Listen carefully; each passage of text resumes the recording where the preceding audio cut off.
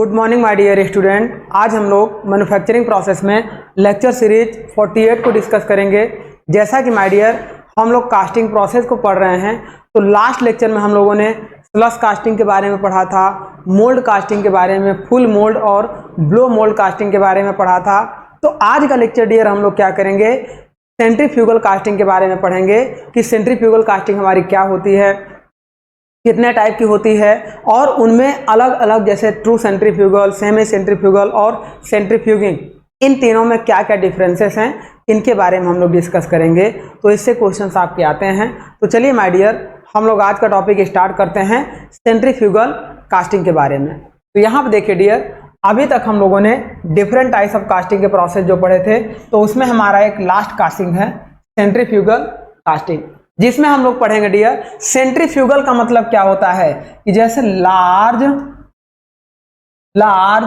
Hollow cylindrical large hollow cylindrical pipes को बनाना हो and large hollow cylindrical tubes को बनाना हो, तो उस समय हम लोग विदाउट कोर का यूज किए। हम ये जानते हैं डियर कि जब हॉलो क्रॉस सेक्शन प्रोड्यूस करना हो किसी भी कास्टिंग में, तो वहां पे कोर का यूज करते थे। लेकिन एक चीज समझो कि अगर हमें इतने लार्ज डायमीटर के पाइप को बनाना हो, अब यहाँ पे हमें इतने बड़े कोर की रिक्वायरमेंट होगी। आप देखो इतने बड़े सॉलिड कोर को बनाना कितना टफ प्रोसेस होगा, और इस कोर को वहां ले जाएंगे, इसका वजन इतना होगा कि वह इसको जो चैपलेट वगैरह सपोर्ट कर ही नहीं पाएगा। तो इस समय क्या है कि हम लोग अब बनाना ऑब्जेक्ट कितना है, केवल इतने पतले ऑब्जेक्ट को बनाना है, इतने पतले ऑब्जेक्ट को हमें बनाना है। तो अब इसके लिए इतने बड़े कोर को बनाना हमारे लिए ये सही प्रोसेस नहीं है। हम क्या करेंगे डियर कि जितने बड़े हॉलो सिलेंड्रिकल ट्यूब को बनाना था, उतने बड़ी एक हॉलो कैविटी ले लेंगे। सपोज करो कि एक अलग से हम लोग क्या ले लेंगे, हॉलो सिलेंड्रिकल पाइप ले लेंगे। कैसी ले लेंगे, इस तरीके से मान लो एक हॉलो सिलेंड्रिकल पाइप ले लिया। अब देखिए डियर क्या करेंगे, इस हॉलो सिलेंड्रिकल पाइप के इसके सेंटर में हमने थोड़ा सा होल किया, यहाँ बियरिंग लगाई, ये बियरिंग लगाया और ये हमने गेटिंग और राइजरिंग सिस्टम दे दिया। अब यहाँ से मोल्टेन मेटल लगातार जा रहा है और इसे अपने एक्सिस के अबाउट इसको सपोर्ट दे दिया दोनों तरफ से। अब इस तरीके से इसे सपोर्ट दे दिया और इसे अपने एक्सिस के अबाउट रोटेट कराएंगे। यह मोल्टेन मेटल जाएगा, इसके बेस में यहाँ पे इकट्ठा होगा और जब ये रोटेट करेगा तो मोल्टेन मेटल ऐसे चारों तरफ इसके राइज करेगा और यह आगे जाएगा और इसके चारों तरफ मोल्टेन मेटल घूमने लगेगा। तो उसके बाद क्या होगा, जितनी थिकनेस चाहिए होगी उतने के लिए हम लोग मोल्टेन मेटल के यहाँ से लगातार फीड करेंगे और फीड करने के कुछ देर बाद इस गेट को ब्रेक कर देंगे। ब्रेक करने के बाद इस ट्यूब को लगातार घुमाते रहेंगे। तो आफ्टर सॉलिडिफिकेशन माय डियर क्या होगा, एक ये लार्ज हॉलो सिलेंड्रिकल पाइप हमारे पास मिल जाएगी। तो इस तरीके से विदाउट कोर का यूज किए हॉलो क्रॉस सेक्शन पाइप को हम लोग सेंट्रीफ्यूगल कास्टिंग से बनाते हैं। ये क्वेश्चन भी पूछा गया है कि without core which type of casting are use to produce a large hollow cylindrical cross section pipe. तो क्या होगा आंसर, सेंट्रीफ्यूगल कास्टिंग। अब उसके अंदर के टाइप क्या है वो अलग बात है। तो अभी पहले ये देखिए, तो ये हो गया हमारा इसके लिए सेंट्रीफ्यूगल कास्टिंग के। अब इसके कैटेगरी की बात करेंगे डियर, तो टाइप्स इसके 3 होते हैं। पहला होता है true centrifugal casting, then semi centrifugal, then centrifuging casting. True centrifugal, semi centrifugal और सेंट्रीफ्यूगिंग कास्टिंग। सेंट्रीफ्यूगल और ट्रू सेंट्रीफ्यूगल में देखो, ट्रू सेंट्रीफ्यूगल और सेमी सेंट्रीफ्यूगल में डियर अंतर केवल इतना है कि ट्रू सेंट्रीफ्यूगल में ये जो मोल्टेन मेटल इस पे इंटर करेगा, ये इसके सेंटर में इंटर करेगा और ये जो वर्कपीस है देखो, ये जो इसका देखो ऐसे देखो, ये इसका एक्सिस हो गया, ये इस पाइप का एक्सिस हो गया। मोल्टेन मेटल इस एक्सिस के पैरेलल इंटर करेगा और ये सैफ्ट हॉरिजॉन्टल अपने एक्सिस के अबाउट क्या करेगा, रोटेट करेगा। हॉरिजॉन्टल रोटेट करेगा, पहली कंडीशन। दूसरी कंडीशन, ये मोल्टेन मेटल जो इसमें इंटर कराया जा रहा है यह इस एक्सिस के पैरेलल इंटर कराया। तो ये हमारा होता है dear true centrifugal casting. Semi centrifugal क्या होता है, यही सेटअप पूरा वर्टिकल हो जाता है। वर्टिकल का मतलब ये आपकी पाइप रहेगी, इसको हमें बनाना है। अब देखो ये ऐसा नहीं होता है, इसमें क्या होता है, ये सपोज करिए ऐसा, आप देखिए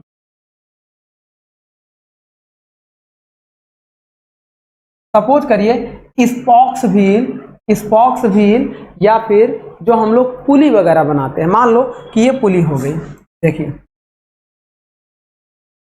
अच्छा पुली आप जानते हो, ये इस तरीके की पुली होती है, जब आप देखोगे तो ऐसी बनती है, इसको साइड में रखोगे तो ये कुछ इस तरीके से दिखाई देगी।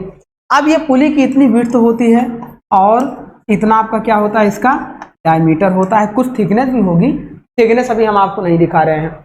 इसको बनाने के लिए डियर हम लोग क्या करते हैं, वर्टिकल मोल्टेन मेटल यहाँ से ऐसे, ये हम लोग क्या करेंगे, ये पोरिंग बेसिन लगाएंगे और वर्टिकल मोल्टेन मेटल यहाँ पे ऐसे पोर कराएंगे, इस एक्सिस के वर्टिकल मोल्टेन मेटल को पोर कराएंगे, पहला डिफरेंस।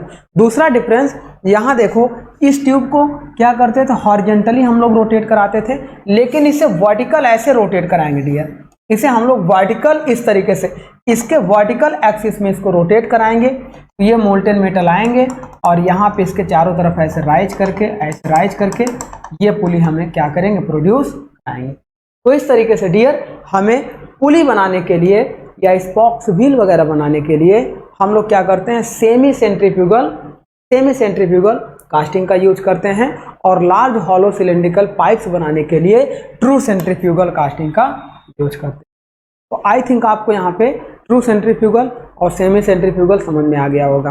अब सेंट्रीफ्यूगिंग क्या होता है, सेंट्रीफ्यूगिंग क्या होता है dear, hollow cylindrical complex shape को बनाने के लिए, जो मतलब सिमेट्रिक ना हो, यहाँ पे देखो इसके एक्सिस सिमेट्रिक हैं, इसके भी एक्सिस सिमेट्रिक हैं, तो अनसिमेट्रिक एक्सिस वाले हॉलो क्रॉस सेक्शन वर्कपीस को बनाने के लिए सेंट्रीफ्यूगिंग कास्टिंग का यूज करते हैं।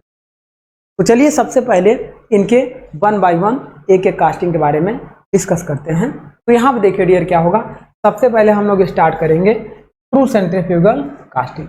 इसका एक डायग्राम आप देखिए इस तरीके से, यहाँ पे क्या है डियर, देखिए ये हमारी एक सॉलिड कैविटी है, ये हमारी सॉलिड कैविटी है। अब इस सॉलिड कैविटी को रोटेट कराने के लिए, सॉलिड हॉलो सॉलिड सिलेंडर है, पहले से बना हुआ है। अब इस सिलेंडर को बना लिया, ये सॉलिड है, यहाँ पे एक रोलर लगा दिया, यह रोलर क्या करेगा, रोटेट करेगा, यह भी रोटेट करेगा, यह भी रोटेट करेगा, यह भी रोटेट करेगा।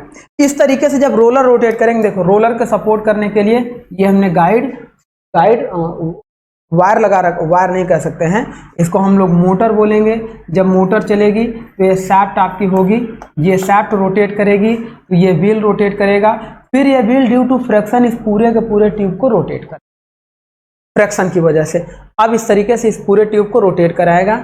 यहाँ पे देखो ये हमारा क्या हो गया है, ये हो गया स्क्रू, यहाँ मोल्टेन मेटल को भर के इसके साथ यहाँ पे कनेक्ट करा देंगे, तो ये क्या होगा, इस एक्सिस से मोल्टेन मेटल आएगा और पूरे ट्यूब में फैल जाएगा, और जब ये रोटेट करेगा तो उस पूरे के पूरे ट्यूब के सरफेस पे फैल जाएगा। तो इस तरीके से जब धीरे धीरे सॉलिडिफाई, फिर जब हमारा यूनिफॉर्म थिकनेस जब हमें इतनी मिल जाएगी, देखो इतनी थिकनेस जब हमें मिल जाएगी तो हम इसे यहाँ से ब्रेक कर देंगे और इसे कुछ देर तक रोटेट कराते रहेंगे जब तक यह सॉलिडिफाई नहीं हो जाता है। तो सॉलिडिफाई होने के बाद इसे बाहर निकाल लेंगे। सबसे बड़ा एडवांटेज इसका क्या है डियर, कि इस पर कास्टिंग यील्ड 100% होती है, 100% कास्टिंग यील्ड होती है। ये क्वेश्चन आपसे पूछा गया है ईएस में भी, गेट में भी, जेई में भी। अब 100% कास्टिंग यील्ड का क्यों मतलब है, क्योंकि यहाँ पे ना तो गेट लगा हुआ है, ना तो राइजर लगा हुआ है, ना तो रनर लगा हुआ है। No gate, no riser, no runner are used, so 100% casting yield are achieved, no loss. ये हमारा हो गया। और दूसरा एडवांटेज क्या होता है डियर, कि देखो जो मोल्टेन मेटल में इम्प्यूटीज होती हैं,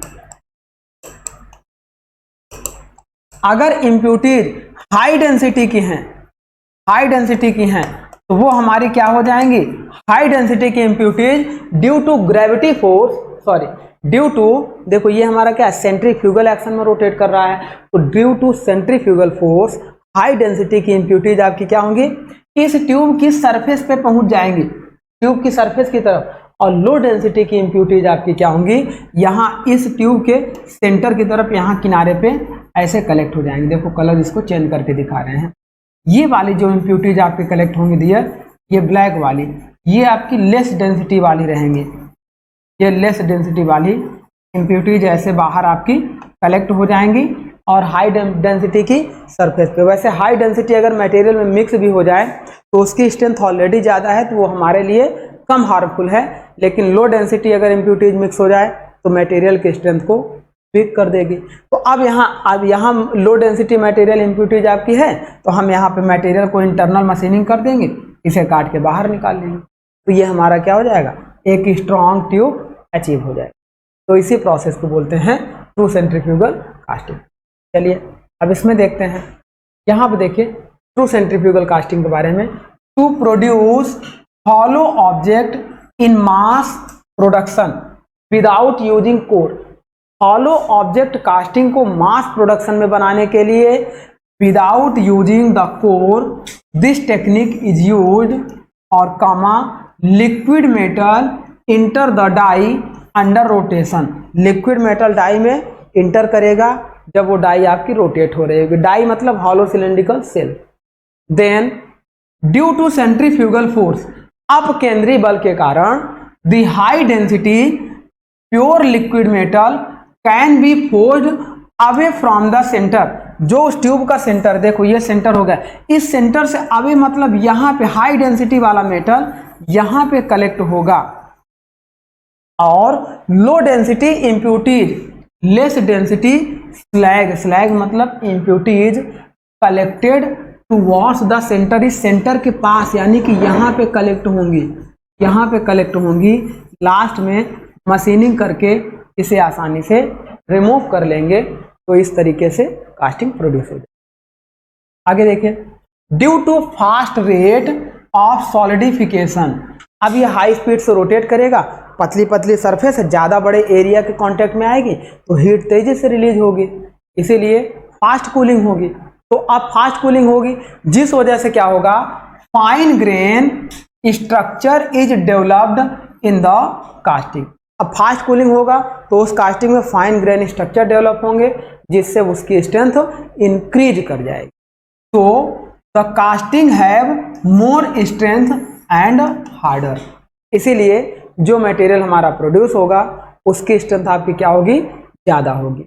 नेक्स्ट बात करते हैं, surface finish off the casting is very high.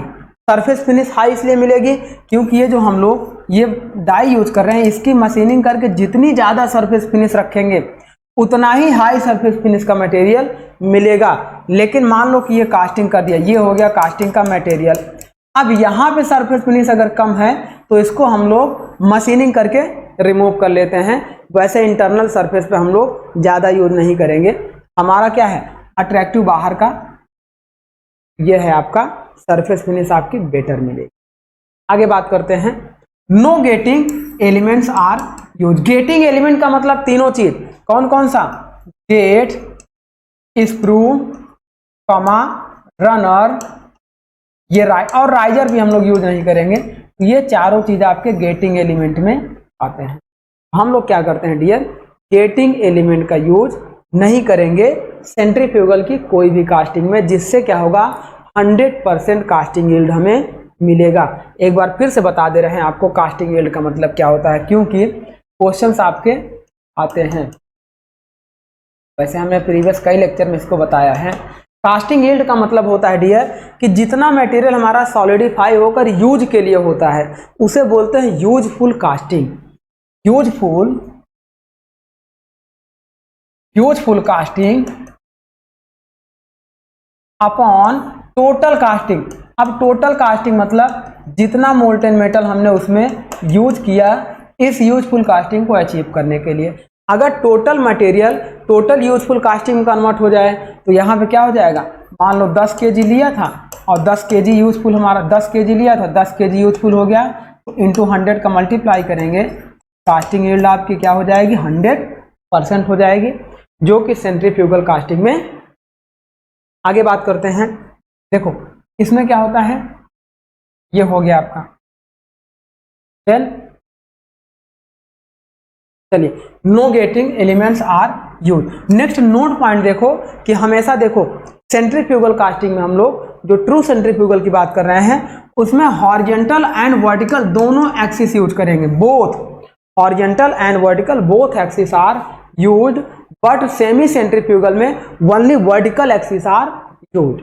ये ध्यान रखना आप। Comma high density object will produce due to fast rate of heat transfer, comma fine grain structure. अब तेजी से ठंडा होगा और इसीलिए फाइन ग्रेन स्ट्रक्चर भी मिलेंगे, जिससे उस मटेरियल की हार्डनेस और स्ट्रेंथ इंक्रीज कर जाएगी। नेक्स्ट पॉइंट क्या है, 100% casting yield 100% because know getting and rising comma core, comma ये देखो इस तरीके से एप्लीकेशन कहाँ कहाँ होता है। सबसे पहले तो हॉलो सिलेंड्रिकल पाइप बनाने के लिए, जो भी हॉलो सिलेंड्रिकल पाइप बड़े बड़े होते हैं जो वाटर ड्रेनिंग सिस्टम में यूज किए जाते हैं, वहाँ पे हम लोग क्या करते हैं, सीमेंट का बनाना है तो सीमेंट की कास्टिंग ढलाई कर लेते हैं, लेकिन अगर हमें इसका मेटल का बनाना है तो सेंट्रीफ्यूगल कास्टिंग से बनाते हैं।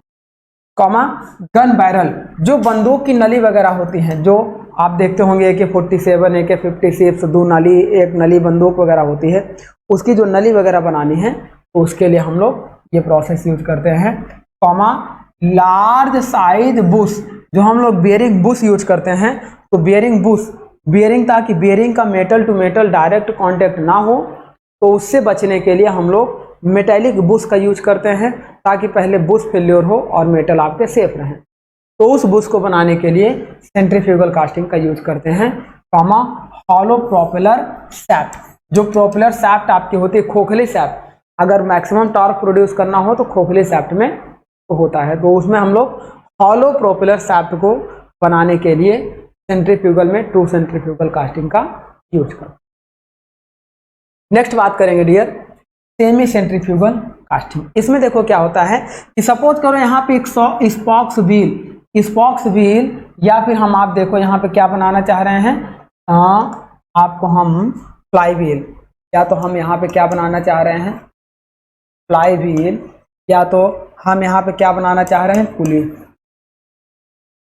अब इसके लिए क्या करेंगे डियर, यहाँ पे जिस साइज का फ्लाई व्हील या पुली बनाना हो उस साइज की हॉलो कैविटी क्रिएट करेंगे, और साथ में ये हम लोग क्या रखेंगे इस टाइप से, ये हमारा रहेगा डाई, एक डाई आपका ये हो गया और एक डाई आपका ये हो गया, दोनों डाई को आपस में क्लैंप कर देंगे।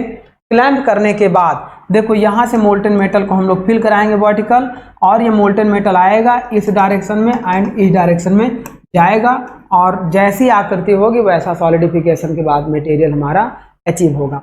लेकिन इसमें हमेशा ध्यान देना कि देखो ये क्या है कि ये एक्सिस इसका वर्टिकल है और इसे हम लोग इस तरीके से रोटेट कराते हैं, उसको हम लोग हॉरिजॉन्टल रोटेट कराते थे लेकिन इसको वर्टिकल रोटेट कराएंगे। तो ये आपका डिफरेंस है ट्रू सेंट्रीफ्यूगल और सेमी सेंट्रीफ्यूगल कास्टिंग। तो यहाँ पे देखो एक्सिस ऑफ रोटेशन आपका कैसा है, वर्टिकल है। कास्टिंग आपकी एक कैविटी है और ये आपका मेटल हो गया, ये मेटेलिक डाई हो गई। देन ये हमारा हो गया force on material becomes greater as per distance from the centre increase, common direction of the rotation आपका वर्टिकल एक्सिस में। मेन इंपॉर्टेंट पॉइंट इसका हम लोग देखते हैं, देखिए द सेंट्रीफ्यूगल, एक मिनट, सेमी सेंट्रीफ्यूगल ये हो गया, the die cavity is produced along with the gating element which is rotate about vertical axis, जो रोटेट करेगा वो वर्टिकल एक्सिस में रोटेट करेगा, and into which liquid metal is filled, उसी एक्सिस के अबाउट लिक्विड मेटल को हम लोग इसमें फिल करते हैं। वर्टिकल एक्सिस में रोटेट भी करेगा और वर्टिकल एक्सिस में मोल्टन मेटल को फिल भी करेगा। कॉमा आगे देखिए, at the centre of the die cavity, die cavity के सेंटर में liquid metal filled by means of gravity force and it is forced away from the centre by centrifugal force. इसका मतलब क्या है कि यहाँ से जो मोल्टन मेटल ये फिल होगा वो due to gravity force fill होगा, लेकिन इसके बाद ये जो इधर की ओर जा रहा है वो ड्यू टू सेंट्रीफ्यूगल फोर्स आगे की ओर बढ़ेगा। नेक्स्ट बात करते हैं, एप्लीकेशन की बात करते हैं। तो किसको, पुली बनाने के लिए, स्पॉक्ड व्हील बनाने के लिए वो भी स्मॉल साइज के, और इस फ्लाई व्हील बनाने के लिए, और यूज इसको हम लोग करते हैं केवल ओनली वर्टिकल एक्सिस में होता है। तो ये थोड़ा सा आपको इंपॉर्टेंट पॉइंट है, पूछा गया क्वेश्चन है। स्पॉक्स व्हील, फ्लाई व्हील एंड पुली किसका अलग अलग क्वेश्चन, ऐसा नहीं तीनों एक साथ पूछेगा। Which type of process are use for making the pulley, which type of process या which type of casting are make for fly wheel या which type of casting are use for makes spoke wheel. तो answer आपका क्या होगा, semi centrifugal casting. तीनों option दे देगा तो ये हमारा हो जाएगा सेमी सेंट्रीफ्यूगल कास्टिंग। अब आगे बात करते हैं नेक्स्ट सेंट्रीफ्यूगिंग कास्टिंग। यह क्या होता है, यह एक स्पेशल टाइप की कास्टिंग होती है जिसमें हम लोग क्या करते हैं, देखो जब एक्सिस आपका सिमेट्रिकल ना हो, अभी दोनों में एक्सिस आपका सिमेट्रिकल था तो केवल और केवल इसका एक ही आंसर होगा कि when the axis are not symmetrical then hollow cavity produced by centrifuging casting without use of core, ये हमारा हो जाएगा। तो यहां देखो the centrifuging process is used in order to obtain higher metal pressure during solidification when casting shape are not axis symmetrical। कुछ ऐसे shape हों जिसमें हमारे एक्सिस टेढ़े मेढ़े हों, है ना, मतलब ये कुछ इस तरीके से हो, इस तरीके से हो। अब इस हॉलो क्रॉस सेक्शन को बनाना हो तो हम वहां पे क्या करेंगे, सेंट्रीफ्यूगिंग कास्टिंग का। देन आफ्टर बात कर रहे हैं this is suitable only for small job at any shape, किसी भी शेप के छोटे जॉब को बनाने के लिए हम लोग यहां पर इसका use, comma A number of such small jobs are joined together by means of radial runner with the central screw on a revolution table। तो ये तो क्या है कि दो वर्कपीस को आपस में जोड़ने के प्रोसेस की बात हो रही है, लेकिन मेन पॉइंट यहाँ पे आप याद रखना कि छोटे जॉब के किसी भी शेप को आसानी से यूज कर सकते हैं और ये unsymmetrical hollow cylindrical soft shape के लिए यूज किया जाता, ये कास्टिंग है। चलिए अब ये हमारा हो गया डियर सेंट्रीफ्यूगिंग कास्टिंग। देखो ऐसे आप देखो यहाँ पे आपका क्या है, सेंटर है, इस सेंटर पे हम मोल्टन मेटल को यहाँ पे पोर करते हैं। ये हमने क्या दे दिया है, इस तरीके से गेटिंग सिस्टम दे दिया है और यहाँ पे ये हमने रखा है, ये इस साइज को हमें कास्ट करना था। देखो इस साइज को हमें कास्ट करना था, ये जो आप देख रहे हो ये हमारा क्या है, कास्टिंग शेप है, ये हमारा क्या है, कास्टिंग शेप है। अब मोल्टन मेटल चारों तरफ जाएगा, ये घूमेगा, ये इस तरीके से रोटेट करेगा तो मोल्टन मेटल चारों तरफ जाएगा और हमारे कास्टिंग को प्रोड्यूस करेगा। तो इस तरीके से देखो सेंट्रीफ्यूगिंग कास्टिंग, सॉलिडिफिकेशन क्या होगा, ये मोल्ड होगा, कास्टिंग कैविटी इसमें होगी and casting system are completely filled with the molten metal when this part are rotary. ये हमारी हो जाएगी सेंट्रीफ्यूगिंग। तो ये इस तरीके से था हमारा सेंट्रीफ्यूगल कास्टिंग का। कुछ इंपॉर्टेंट पॉइंट देख लीजिए सेंट्रीफ्यूगल कास्टिंग से रिलेटेड, कुछ इंपॉर्टेंट पॉइंट। अभी हमने इसके क्लासिफिकेशन के बारे में पढ़ा, ट्रू सेंट्रीफ्यूगल, सेमी सेंट्रीफ्यूगल और सेंट्रीफ्यूगिंग। अब कुछ इंपॉर्टेंट पॉइंट देख लीजिए। देखिए सेंट्रीफ्यूगल कास्टिंग क्या होता है, centrifugal casting is a process where the mould is rotate rapidly. Centrifugal casting एक ऐसी कास्टिंग प्रोसेस होती है जिसमें मोल्ड, हमारा मोल्ड क्या होता है, बहुत तेजी से रोटेट करता है। Then about its central axis as the metal is poured into it. उसके सेंट्रल एक्सिस, यहाँ पे देखो ये जो सेंट्रल एक्सिस है, इसी से मोल्टन मेटल को पोर करके चारों तरफ due to centrifugal force rotate कराते हैं। Comma because of the centrifugal force a continuous pressure will be acting on the metal it solidify. तो ये जो है यहाँ पे एक सेंट्रीफ्यूगल फोर्स इस पे लगातार अप्लाई होता रहेगा जो रिस्पॉन्सिबल होगा इस मेटल को सॉलिडिफाई करने। कॉमा नेक्स्ट बात देखो, the slag oxide and the inclusion being lighter gets separate from the metal. जो हल्की इंप्योरिटीज होंगी वो सेंटर की तरफ इकट्ठी हो जाएंगी और हैवी डेंसिटी क्या हो जाएगा, सेंटर से दूर की तरफ कलेक्ट हो जाएगा, जिससे हमारा स्लैग आसानी से बाहर हो जाएगा, सेपरेट हो जाएगा, कोई भी इम्प्यूरिटीज मेटल में मिक्स नहीं होगी। नेक्स्ट बात करते हैं, the starting point of any structural steel product is the ingot which is subsequently rolled through a number of mills before final product such as slab bloom obtain. ये आपके काम का नहीं है। यहाँ देखो, हाउ एवर रिवाइड एडॉप्टेड कॉन्टिन्यूअस कास्टिंग, ये भी आपके काम का नहीं है। चलो, मेन इंपॉर्टेंट पॉइंट यहाँ पे आप देखो, ये यहाँ पे आप देखिए कि ये इंपॉर्टेंट क्या, वेरी वेरी इंपॉर्टेंट है, वेरी वेरी इंपॉर्टेंट है। ऐसा क्यों है? क्योंकि इससे रिलेटेड क्वेश्चंस आपके हर एग्जाम में पूछे, लगभग। कैसे? ऐसे देखो, यहाँ पे हमने सीरियल नंबर इधर लिखा है, इधर हमने क्या लिया है, कास्टिंग टेक्निक। जितने टाइप्स ऑफ कास्टिंग की अभी हम लोगों ने डिफिनेशन पढ़ी है, उनके एप्लीकेशंस, एडवांटेज, डिसएडवांटेज पढ़े, उन सारे कास्टिंग की टेक्निक इधर हमारी रहेगी। यहाँ पे हमारा जिस मटेरियल की कास्टिंग करनी है वो मटेरियल हमारा होगा, और यहाँ पे उसके एप्लीकेशन है। अब यहाँ पे डियर हम लोग क्या करेंगे, इस कास्टिंग प्रोसेस को ये डिस्कस करने चल रहे हैं। तो फर्स्ट ऑफ ऑल देखिए, हम लोग देख रहे हैं cell mould casting.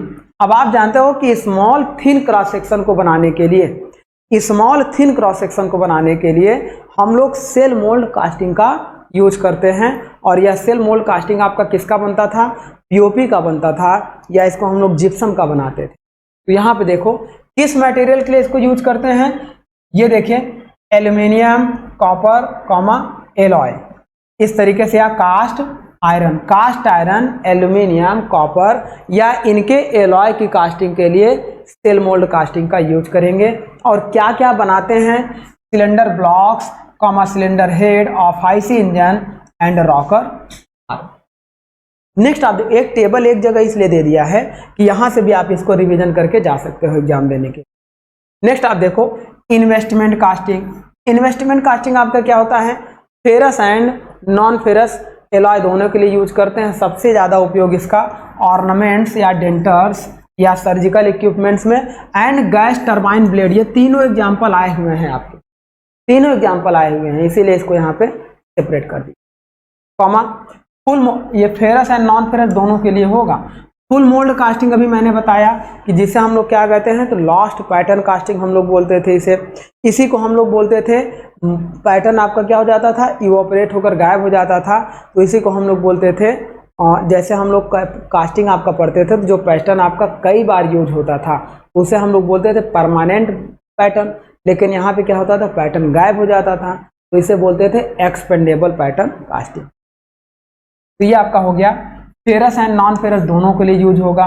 Comma lock component बनाएंगे, मोटर कास्टिंग और कुछ फिटिंग्स बनाने के लिए इसमें हम लोग यूज करते हैं। ग्रेविटी डाई कास्टिंग, ये हमारा किसका, डाई कास्टिंग का एग्जाम्पल है। एल्यूमिनियम के लिए यूज करेंगे, ऑटोमोबाइल पिस्टन बनाते हैं। Comma hot chamber, pressure die casting आपका ग्रेविटी डाई कास्टिंग का दूसरा पार्ट कौन सा है, प्रेशर डाई कास्टिंग। उसका एक टाइप है हॉट चैम्बर और नेक्स्ट टाइप है कोल्ड चैम्बर।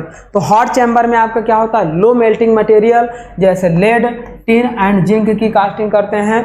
और कोल्ड चैम्बर डाई कास्टिंग में हम लोग क्या करते हैं डियर, हाई मेल्टिंग मटेरियल जैसे aluminium, copper and copper alloy की कास्टिंग करते हैं। इससे हम लोग क्या बनाते हैं, carburettor, crank case, valve body, fuel injector pump, इन सारी चीजों को हम लोग कास्ट करते हैं। नेक्स्ट स्लश कास्टिंग से हम लोग क्या बनाते हैं डियर, वीक मटेरियल हमारे होते हैं, इससे हम लोग lamp shade comma decorative items comma toys and thin ornaments बनाते हैं।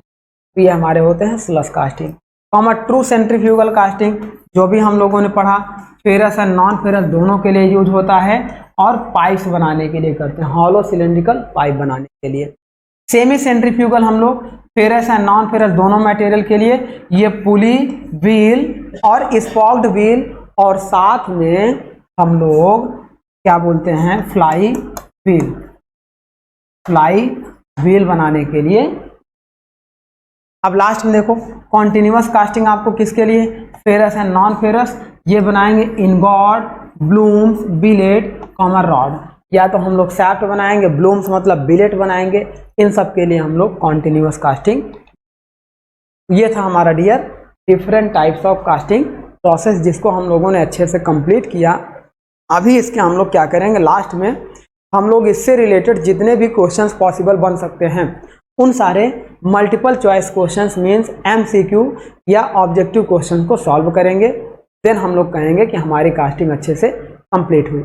लेकिन अभी चलिए, अभी कुछ टॉपिक हमारा बचा है, जैसे हमारा फ्लूइडिटी स्पाइरल टेस्ट क्या होता है ये हमारा बचा है, और हम लोग क्या करेंगे कास्टिंग के डिफेक्ट्स और उससे डिफेक्ट को दूर करने के विधियों को भी पढ़ेंगे, मेथड्स को। तो सबसे पहले देखिए, एक होता है फ्लूइडिटी स्पाइरल टेस्ट। इसमें क्या होता है डियर, मान लो कि जैसे देखो ये आपने क्या किया, यहाँ पे आपने लिया पोरिंग बेसिन, यहाँ पे आपने लिया रनर, अब यहाँ पे आपने क्या किया, ये बना दिया आपने, ये आपका चोक एरिया हो गया, आपने बना दिया स्किन पाउंड। अब यहाँ पे क्या होगा, ये मेटल जाएगा इस मोल्ड कैविटी में इंटर करेगा। अच्छा देखिए डियर, ये मोल्टेन मेटल यहाँ से रन करके यहाँ तक जाएगा, इतनी दूर तक रन करके यहाँ पे आएगा। अब अगर कास्टिंग और ज़्यादा हैवी होगी तो ये क्या होगा, मान लो कास्टिंग इतनी हैवी है तो अब मोल्टेन मेटल को ट्रेवल करके यहाँ तक जाना होगा, फिर ये फिल करेगा फिल करेगा फिल करेगा।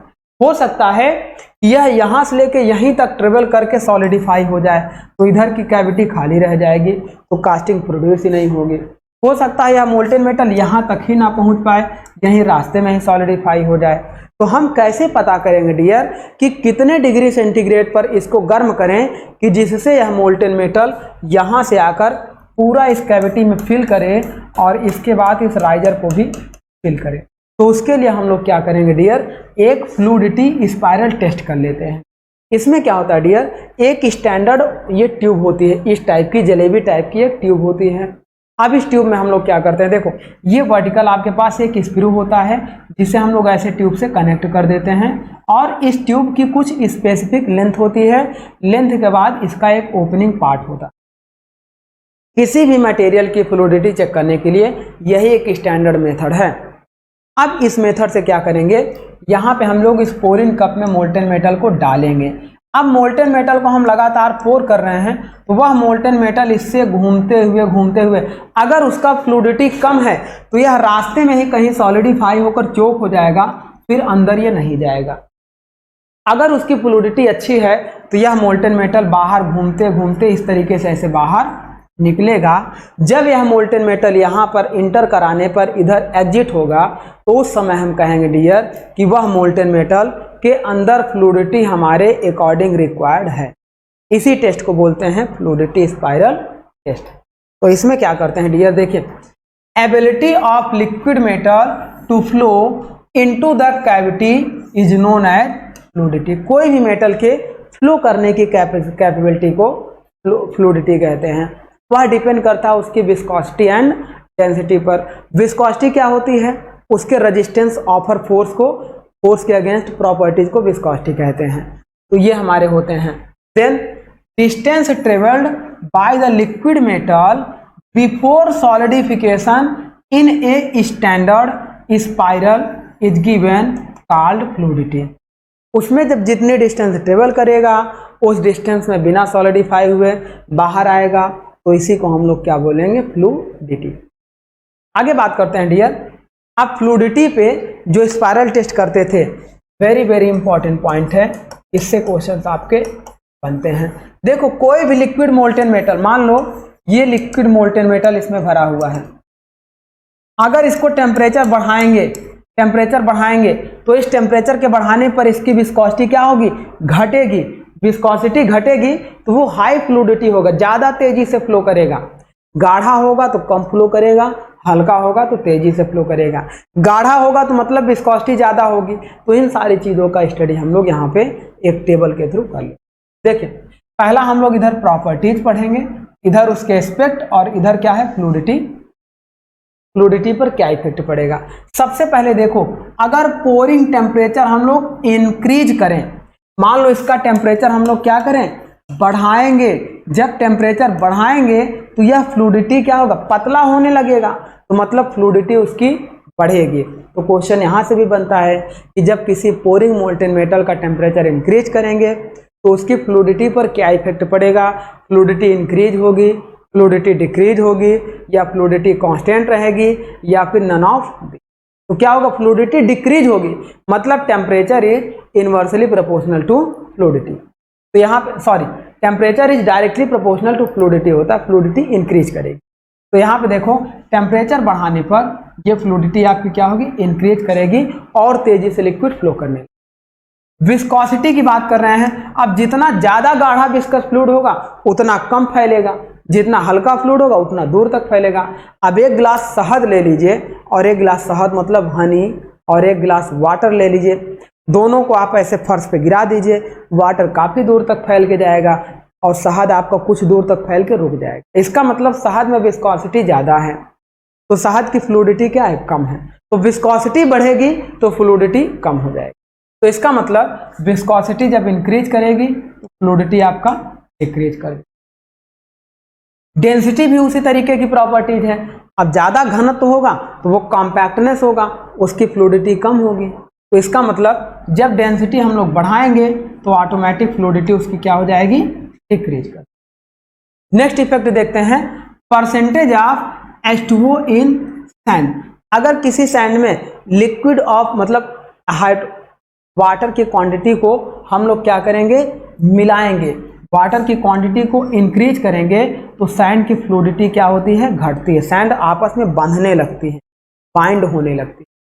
अदरवाइज सूखी सैंड आप लोग हाथ में देखो कितना तेजी से फ्लो करेगी। तो ये होता है आपका।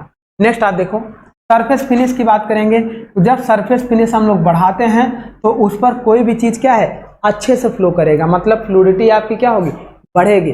और सरफेस फिनिश रफ रहेगी तो कुछ दूर जाकर रुक जाएगा। तो ये हमारा सरफेस फिनिश। नेक्स्ट बात करेंगे इंक्लूजन। इंक्लूजन मतलब अगर कोई भी अशुद्धियां मिलाएंगे तो वो लिक्विड क्या होगा, गाढ़ा होने लगेगा, और गाढ़ा होगा तो उसकी फ्लूइडिटी घटेगी। कोई भी इम्प्यूरिटीज मिलाएंगे लिक्विड गाढ़ा होगा, इम्प्यूरिटीज बढ़ाएंगे तो आपकी फ्लूइडिटी। नेक्स्ट बात करेंगे डिग्री ऑफ सुपरहीट। तो वही है, जब टेम्परेचर बढ़ाएंगे तो उसका डिग्री ऑफ सुपरहीट टेम्परेचर अगर बढ़ेगा तो उस समय उसकी फ्लूइडिटी क्या हो जाएगी, इंक्रीज कर जाएगी, कॉमा। नेक्स्ट बात करते हैं हीट ट्रांसफर रेट। अगर ज्यादा हीट तेजी से ट्रांसफर हो रही है तो जल्दी जल्दी ठंडा हो जाएगा, जल्दी जल्दी ठंडा होगा तो इसका मतलब उसकी फ्लूइडिटी घटेगी, वह ज्यादा दूर तक ट्रेवल नहीं कर पाएगा। तो ऐसा फ्लूइडिटी मटेरियल हो जिसके अंदर हीट काफी देर तक एब्जॉर्ब रहे, उसे लिक्विड स्टेट में बनाए रहे। तो हीट ट्रांसफर बढ़ाएंगे, फ्लूइडिटी आपकी घटेगी। तो ये था माय डियर आपका एक स्टैंडर्ड टेबल जो था फ्लूइडिटी स्पाइरल टेस्ट पर आधारित। अब हम लोग क्या करेंगे डियर, इससे रिलेटेड देखो एक क्वेश्चन आपका आता है चोक एरिया निकालने के, CA चोक एरिया निकालने के लिए। तो यहाँ पे हम आपको चोक एरिया कराएंगे, चोक एरिया से रिलेटेड एक आपको क्वेश्चन कराएंगे कन्वेंशनल टाइप। तो देखिए चोक एरिया क्या होता है, वह मिनिमम क्रॉस सेक्शनल एरिया होता है गेट, रनर और राइजर में से किसी भी एक का मिनिमम क्रॉस सेक्शनल एरिया होता है।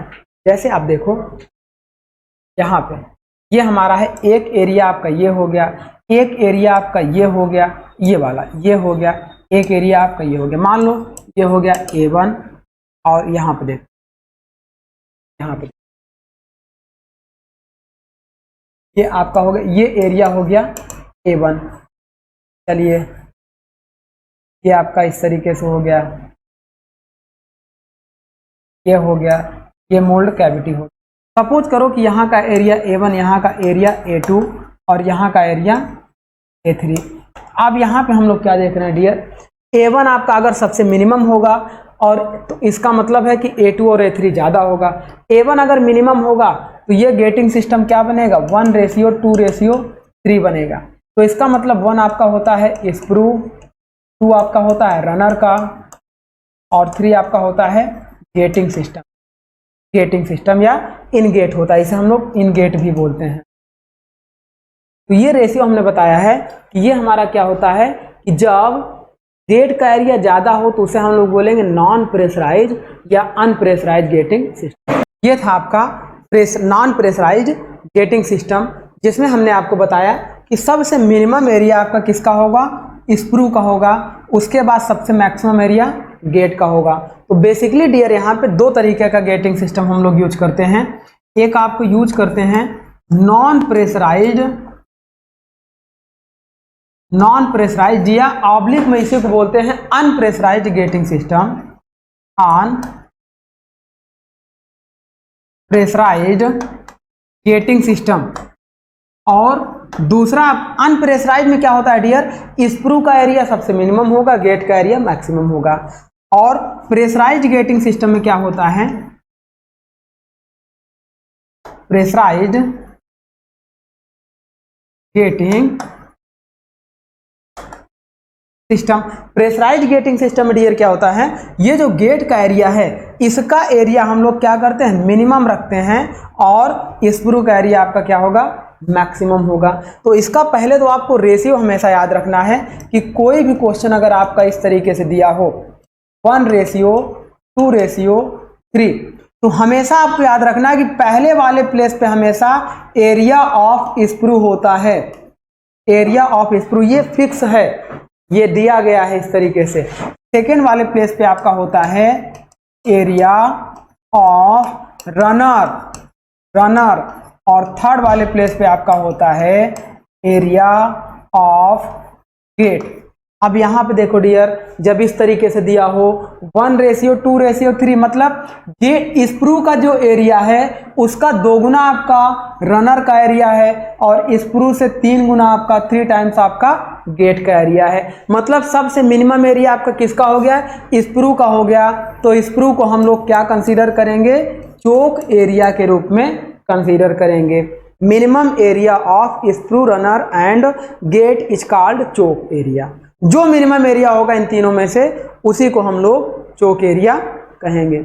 अब यहां पे देखो, अगर क्वेश्चन ऐसे दे दे, मान लो 4:3:2, अच्छा सबसे मिनिमम एरिया किसका है, गेट का है, तो उस समय चोक एरिया क्या हो जाएगा, गेट हो जाएगा। मैक्सिमम एरिया आपका है स्प्रू का है। तो जब देखो इस तरीके से दिया हो 4:3:2, 3:2:1, 3:1:1, ऐसा भी दिया हो डियर, तो मिनिमम एरिया गेट है, मैक्सिमम एरिया स्प्रू है।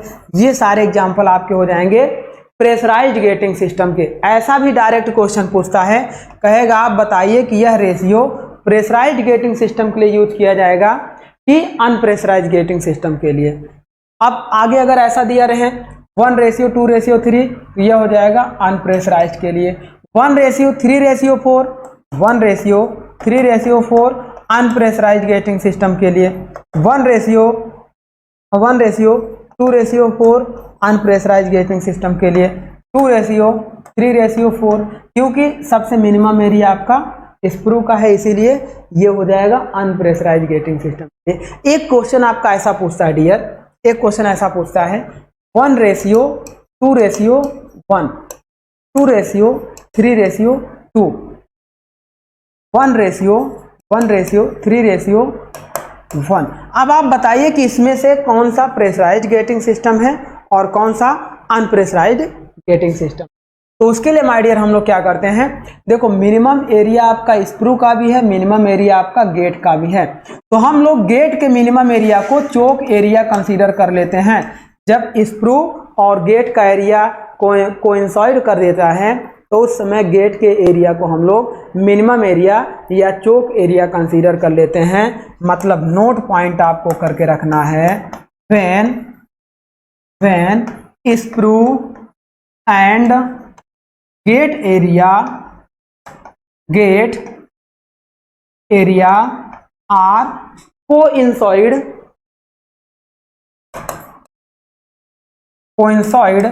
then the gate area will be taken as choke area. Then the gate area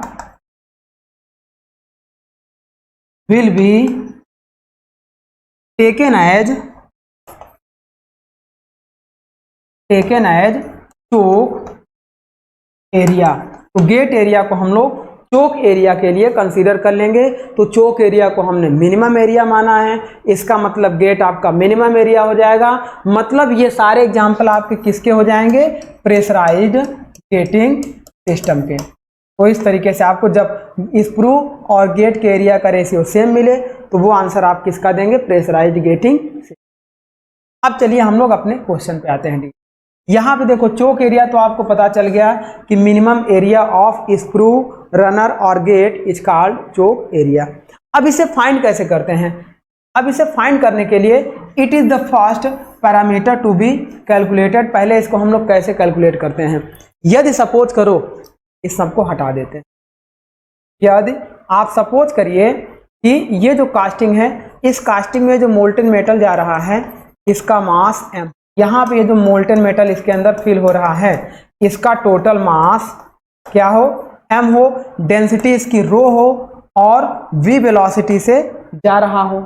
तो उस समय क्या होगा? देखिए मास ऑफ कास्टिंग इज m मान लेते हैं, रो बराबर डेंसिटी ऑफ मटेरियल हम लोग ले लेते हैं, देन TF बराबर टोटल फिलिंग टाइम, जितना इस कैविटी को भरने में जितना टाइम लग रहा है उसे हम लोग TF ले लेंगे, कॉमा नेक्स्ट देखिए CD बराबर कोएफिशिएंट ऑफ डिस्चार्ज ले लेंगे, मतलब संकुचन कोएफिशिएंट ऑफ डिस्चार्ज जिसे हम लोग बोलते हैं विसर्जन गुणांक। CD की वैल्यू जब नहीं दिया होता है तो 0.98 स्टैंडर्ड हम लोग कंसीडर करते हैं। तो इस तरीके से हमारा होता है।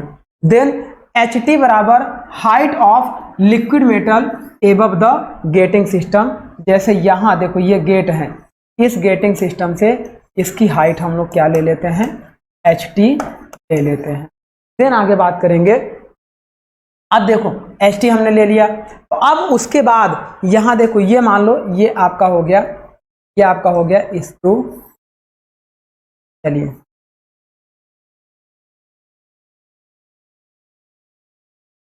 ये आपका हो गया कास्टिंग।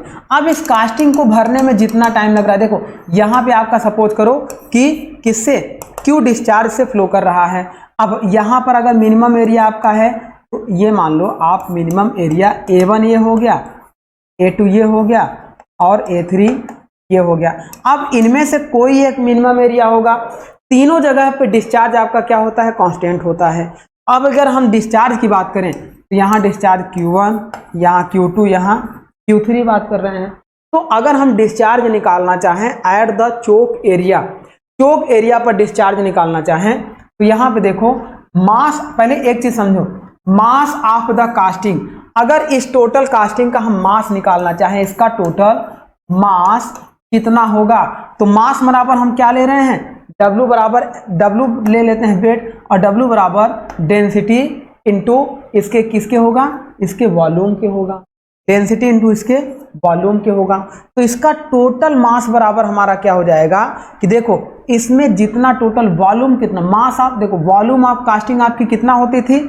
इसके वॉल्यूम ऑफ कास्टिंग होता था discharge flow rate into filling time के होता था। ये टोटल वॉल्यूम निकल जाता था, इस वॉल्यूम में डेंसिटी का मल्टीप्लाई कर देंगे तो इसका क्या निकल जाता है? मास निकल जाता है। तो इस तरीके से हमने पहले पढ़ा है कि इसका टोटल वॉल्यूम बराबर होगा, volume is equal to discharge into total filling time into density का मल्टीप्लाई कर देंगे तो इसका टोटल मास निकल जाएगा कितना केजी है। तो यहाँ देखो mass of casting is equal to mass flow rate per KG, यानी कि ये हो जाएगा density into area into velocity, density into area into velocity, मतलब ये हमारा क्या हो गया? Q बराबर A इंटू V होता है। अब एरिया अगर हम लोग चोक एरिया कंसीडर करें तो डेंसिटी इंटू चोक एरिया इंटू वेलोसिटी हो गया, और टोटल अगर हम मास की बात करें, टोटल मास की बात करें, इसे हटा देते हैं। देखिए यहाँ पे देखिए, यदि हम लोग वेलोसिटी यानी कि टोटल वॉल्यूम ऑफ कास्टिंग निकालना चाहें तो V बराबर वॉल्यूम ऑफ कास्टिंग, मतलब कितना वॉल्यूम हमने कास्ट किया, तो टोटल V बराबर volume of casting is equal to discharge flow rate into total filling time हम लोग लेते थे। तो यहाँ पे हम लोग जानते हैं डिस्चार्ज बराबर होता है हमारा area into velocity into total filling time के हो जाएगा। अब यहाँ पे एरिया अगर हम लोग ले ले चोक एरिया तो ये हो जाएगा choke area into velocity into total filling time, ये हमारा डियर होता है वॉल्यूम। अब अगर उस वॉल्यूम ऑफ कास्टिंग का मास निकालना हो तो हम ये जानते हैं मास ऑफ कास्टिंग, यानी कि कास्टिंग का द्रव्यमान निकालना हो तो ये हमारा क्या हो जाएगा, वॉल्यूम में उसकी डेंसिटी का मल्टीप्लाई कर देंगे तो उसका मास निकल जाएगा। मतलब V इंटू रो, इसका मतलब मास बराबर वॉल्यूम आपका कितना है, choke area into velocity V into filling time TF into density. तो इस तरीके से डियर हमारा क्या निकल जाएगा, मास निकल जाएगा। अब यहां से देखो चोक एरिया निकालना है, तो हमें चोक एरिया निकालने के लिए हम लोग क्या करेंगे, choke area is equal to mass upon, ये मास अपॉन क्या हो जाएगा, V इंटू TF इंटू रो।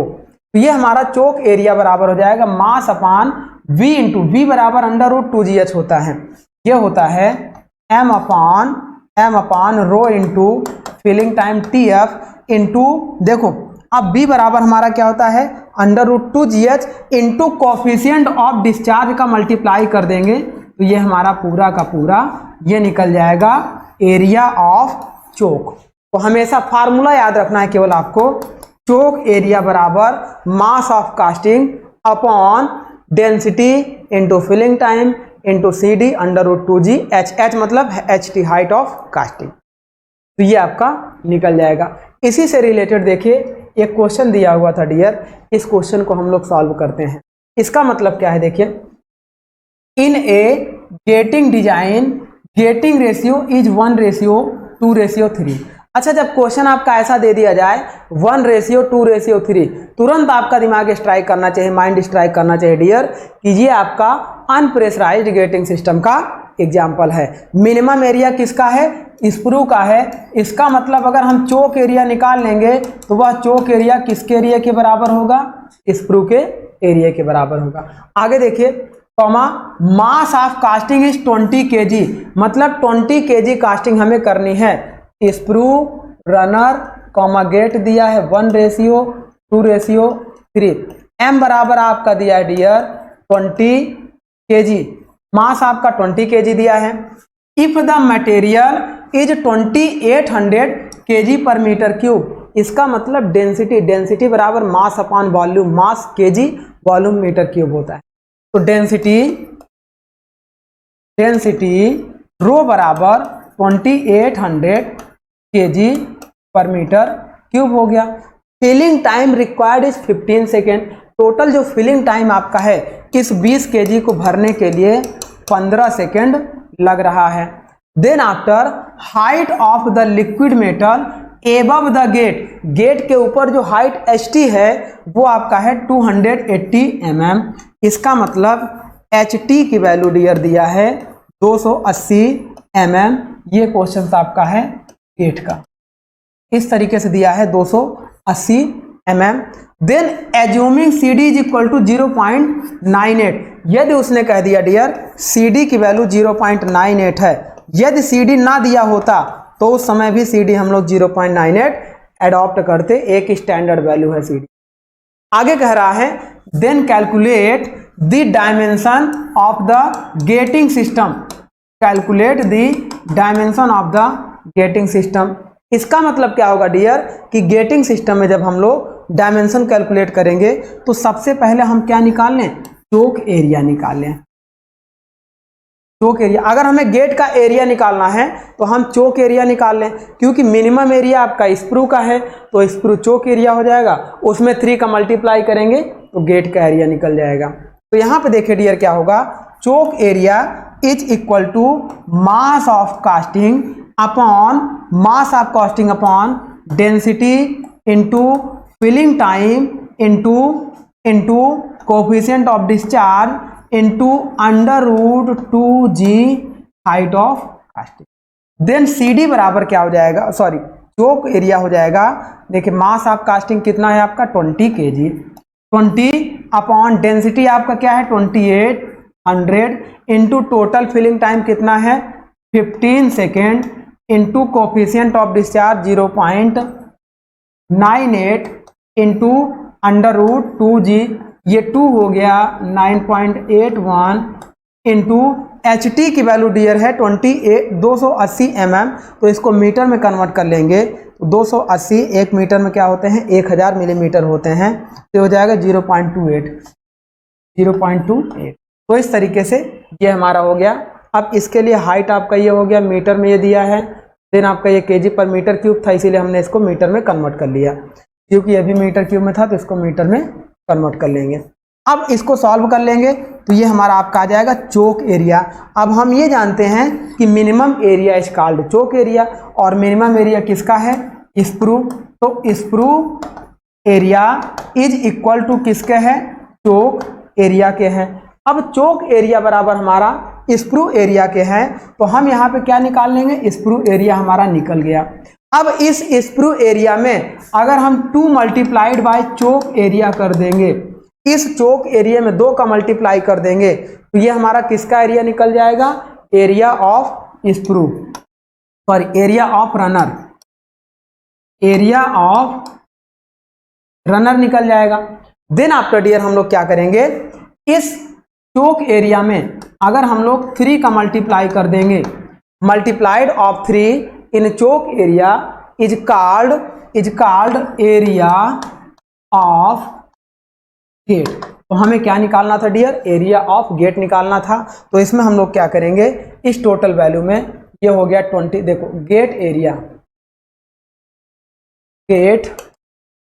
एरिया बराबर ऊपर 20 था इंटू 3 मल्टीप्लाई कर देंगे अपॉन हमारा क्या था 2800 इंटू हमारा क्या था 15 इंटू 0.98 इंटू अंडर रूट 2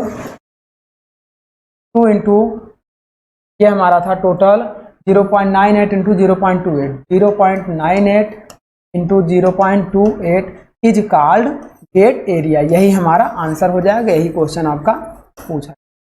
तो इस तरीके से डियर ये हमारा क्वेश्चन सॉल्व हो जाएगा। अच्छा, कुछ स्टैंडर्ड फार्मूले दिए गए हैं ये सॉलिडिफिकेशन टाइम के लिए कि किसके लिए कितना सॉलिडिफिकेशन टाइम होता है, और इसके बाद हमारा जो टॉपिक बचेगा जैसे क्यूब के लिए क्या होगा, स्फीयर के लिए क्या होगा, सिलेंडर के लिए क्या होगा, ये डायरेक्ट क्वेश्चन पूछ लेता है।